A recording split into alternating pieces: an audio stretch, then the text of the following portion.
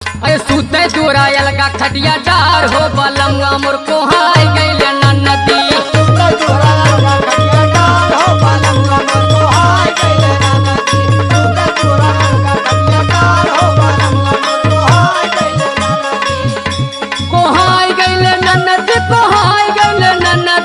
सूते चुरायल का खटिया डार हो बलंगा मोर को हाय गइले नदी।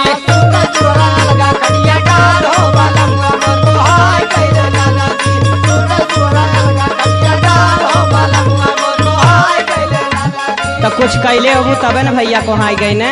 हम कुछ ना कैले ही, जब से गौने आई तब से इनकरी आदत हो। सुनावा लगाता सवतिया कौनो न केलो भइले से।